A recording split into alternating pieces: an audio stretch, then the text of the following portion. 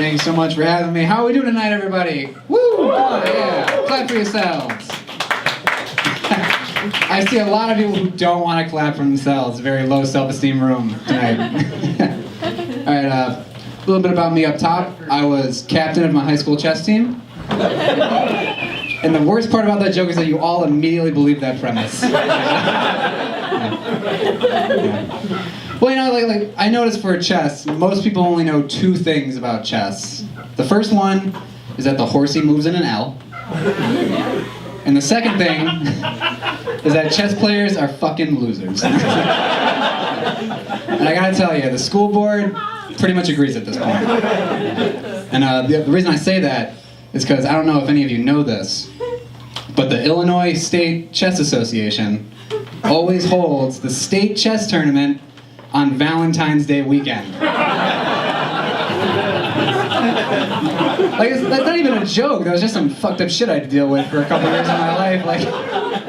Like they're doing bullying on a state level with like faculty resources. It was terrible. Like the teachers would get in on it. You'd be walking down the hall. They'd be like, "Hey John, got a date? Didn't think so. See ya, chess loser." And he'd prance away.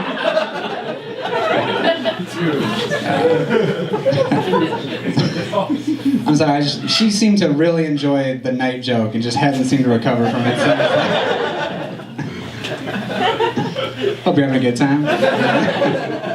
I had recently had some front-end damage on my car done, and I'm pretty okay with it, actually. It's pretty nice. Because I've come to realize that when you have front-end damage on your car, people treat you differently on the road. Like they treat you like a threat. It's fine, you know? You're at a four-way stop and they're just like, "Nah, you just go. Just go. Just go. Go." Yeah. And you know, it's great. Like it's kind of like it's like having a teardrop tattoo for your car.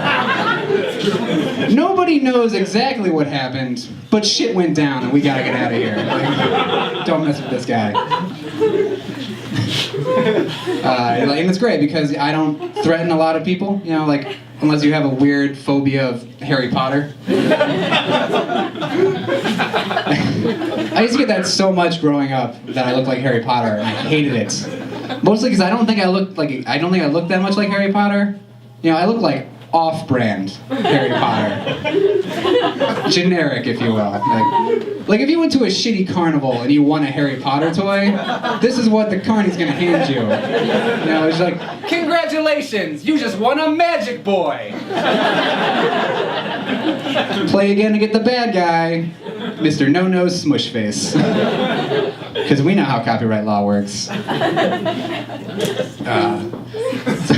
So before I wanted to be a stand-up comedian, I wanted to be on Saturday Night Live, so I took some classes at Second City. Anyone else here? Classes at Second City? Yeah. It was great, you know, it was fun. You know, I had never been part of a scam before. Yeah, I walked out of those classes and I was like, this is a learning experience. Like, because I mean, that's how it is though for like comedy people. It's like you take classes at Second City and then you either get on SNL or, you know, bullshit. But it's fun though, you meet a lot of interesting people when you go to Second City. First person I ever met at Second City, her name was Pam. And quick backstory, I took the classes when I was 19. Youngest you can take the classes. And I was so excited when I first signed up. I was like, yes, I'm gonna meet my comedy peers and we're gonna start the next generation, you know, trailblazers. And I walked in there all excited and the first person I met was a 75-year-old woman named Pam. And Pam was like, "Well, my son got me a coupon, and I thought this would be good for a lark." I was so mad. I was like, "You bitch, this is my dream right now." Like, could you imagine if like you had spent all your life studying hard to go to like Harvard Law, and then like as soon as you sat down there to like make a difference in the world, you just sat next to some old guy in like a Hawaiian shirt who's like, "Lawyers get all the pussy, bro. That's what I'm talking about. I got a coupon." Another person I met there was Beverly. Now this was Beverly's deal.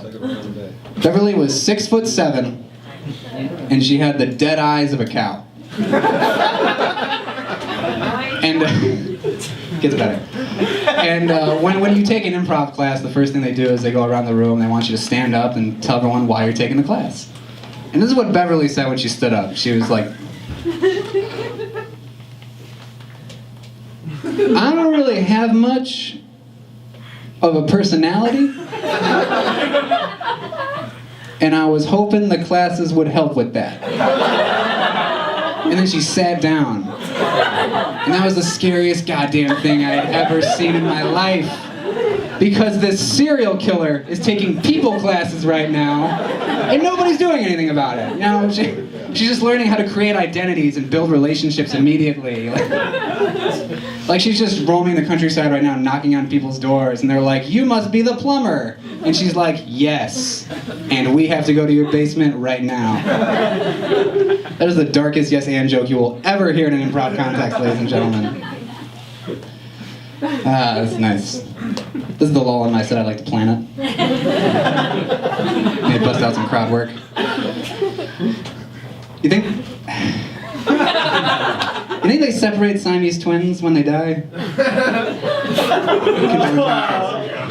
Sorry, the more politically correct term, conjoined twins. I'm saying, do you think they separate them, or do you think the coffin just kind of looks like a Tetris piece? You know what I'm saying?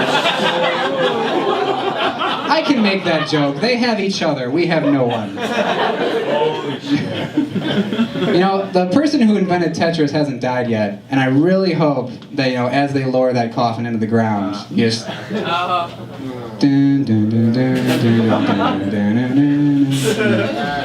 then at the last second it turns to the side and gets stuck, and they're like, "Oh, shit!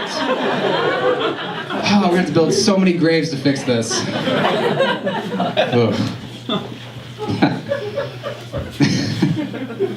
Oh, shit. So, I never really know how to start this next joke, so I'm just gonna say it. When I was a child, I lived across the street from a pedophile. And I can... Rough, yes. That is exactly how every child describes that situation. No, but I want to make you all feel at ease right now, so I'm just going to let you know that I am the roadrunner in the story. You know, like, I run right through that tunnel he painted on my house every Wednesday. No, but... Yeah, and it was like weird though, because like my mom would try to tell me about him, but like I didn't know what a pedophile was. She would always refer to him as a sex offender. And that was even more confusing because as a 5-year-old kid, I didn't know what either of those words meant. You know, like I had a weird idea of what sex was, and I had heard of people being offensive. But like it always just amalgamated into this image of like 2 naked people burning the American flag. Yeah, it was just 2 words without context. My mom was like, "Johnny, watch out. There's a ubiquitous quasar living across the street. He might try to touch your butt." But nothing ever happened. And I think the reason nothing ever happened is because one day, we were all playing outside, and he came home, I'm guessing from work, and I saw him, pointed at him, and shouted at the top of my lungs, "It's the sex offender!" Then I started mean mugging him real hard, you know. I was like, "You stay the hell away from my flag. I'm a patriot." And like he just ran inside his house. Because that's really all you can do. You know, like, you can't argue about being a pedophile if you think you might lose the argument. Like, yeah.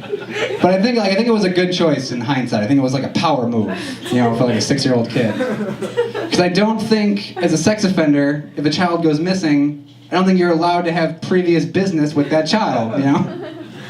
I'm just saying, if everyone missing and the cops were looking for evidence, maybe it's not the longest case, you know? Like, all right, suspect's been missing for 48 hours. What's been going on since then? He did scream at a pedophile 2 days ago. I'm not saying we should start there. Yeah. All right. I don't have a strong ending for that joke, which I think is better for me.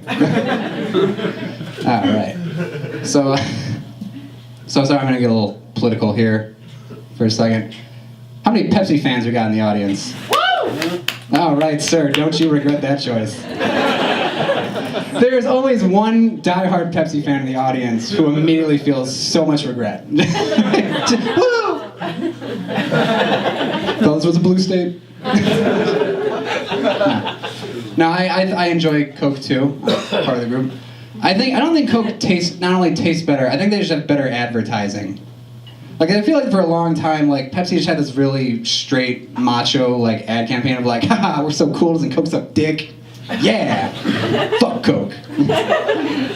And like that never really did anything. And then Coca-Cola just has like these crazy Jedi mind trick levels of like advertising strategy, where they're like in a business meeting and they're like, how do you make somebody buy a can of something? And someone was like, put their name on it. And that shit worked, you guys. I have an empty bottle that says John for no goddamn reason, except for that I'm obviously a narcissist. And I think if Pepsi wants to, up their game, they gotta change up the ads. So like around Christmas time, we all know the mascot for Coca-Cola is Santa Claus. Everyone knows that, yeah? I think if Pepsi wants to win, they gotta make Jesus their mascot. And I've already written the commercial for you all. Alright. So it's the Last Supper. And they've just run out of wine. And so Jesus walks up to the table, and he makes these big swaying arm motions. And then suddenly just coolers of Pepsi are just magically appearing from nothingness. And then suddenly it's like a party from the Jersey Shore. There's like strobe lights and dancing, and Jesus is a DJ, and everyone's just having a great fucking time because they don't know how the book ends. And then as the party's raging, the camera starts to pan over to the side, and then outside the window, in the cold, is Judas holding a Coke, just like, Pepsi Cola, the taste that doesn't betray. Thank you guys so much. My name is John Hoffman.